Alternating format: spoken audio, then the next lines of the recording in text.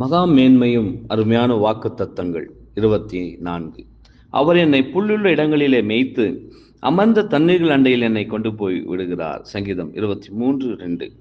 தன்னுடைய தனிப்பட்ட பக்தி மற்றும் தெய்வீக காரியங்களுக்கு அடுத்த தியானத்திலும் கர்த்தருடைய இரக்கம் மற்றும் நன்மைகள் குறித்து சாட்சி பகிர்வதற்கும் ஜெபம் பண்ணுகிறதற்கும் வசனங்களை ஆராய்வதற்கென மற்றவர்களோடு ஒன்று கூடுதலும் ஆவிக்குரிய இளைப்பாறுதலை அளிக்கிற இத்தகைய பசுமையான புல்வெளியை கர்த்தருடைய எந்த ஆடுதான் காணாமல் இருந்தது.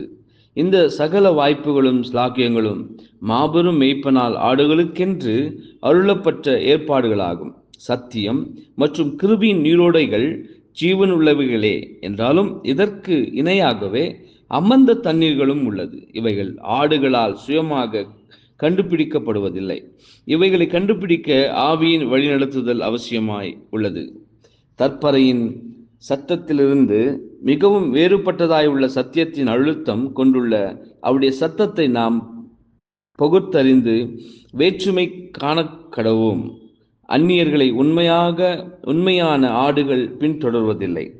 காரணம், அவைகள் அந்நியர்களுடைய சத்தத்தை அறிந்து கொள்வதில்லை.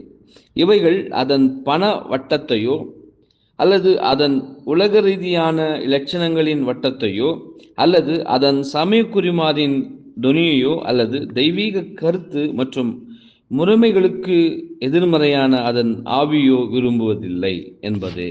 ஆமேன்.